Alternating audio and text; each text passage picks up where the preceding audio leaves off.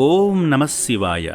నిరాకార నిర్గుణ సంపన్నుడు, గరళాన్ని గొంతులో దాచి అమృతాన్ని పంచిన సకలలోక పరిపాలకుడు, ఆర్భాటమైన భక్తి కంటే నిరాడంబర భక్తికి దాసోహమయ్యే పరమేశ్వరుడు తన ప్రియ భక్తులకు పుణ్యాన్ని ప్రసాదించేందుకు యాదాద్రి భువనగిరి జిల్లా చౌటుప్పల్లో శ్రీ పుణ్యలింగేశ్వర స్వామిగా కొలువై నిత్య పూజలతో వెలుగొందుతున్నాడు. విశ్వేశ్వరుణ్ణి దర్శించేందుకు హైదరాబాద్, అంబర్పేట నుండి వచ్చిన రవీంద్రకుమార్ గారు స్వామివారి సేవలో తరించారు.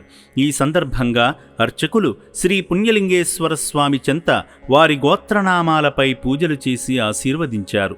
శివయ్యకు స్వయంగా జలాభిషేకం చేసి ఆదిదేవుని ఆశీస్సులు పొందారు.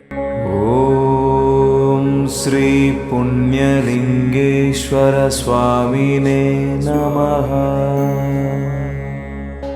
పూజా కార్యక్రమంలో భాగంగా అర్చకులు స్వామివారిని అలంకరించి కర్పూర నీరాజనం సమర్పించారు. ఓం శ్రీ పుణ్యలింగేశ్వర స్వామినే నమః. అర్చకులు భక్తుడిని అక్షింతలతో దీవించి దివ్యాశీస్సులు అందించారు.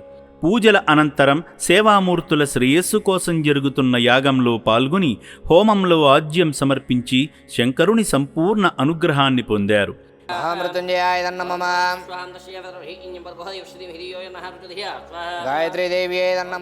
ఈ సందర్భంగా అర్చకులు ఇచ్చిన ఇటుకలను శివాలయ నిర్మాణ పనుల వద్దకు తీసుకువెళ్లి గాలిగోపుర నిర్మాణానికి సాయమందించి శివాశీస్సులు పొందారు.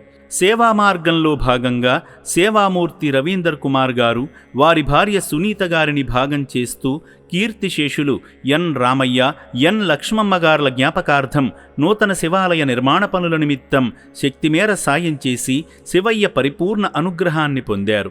నూతన శివాలయ నిర్మాణానికి సాయం చేసిన సేవామూర్తి రవీందర్ గారి కుటుంబాన్ని ఆ శివయ్య సదా రక్షించాలని శ్రీ పుణ్యలింగేశ్వర స్వామి పుణ్యక్షేత్రం కోరుకుంటుంది.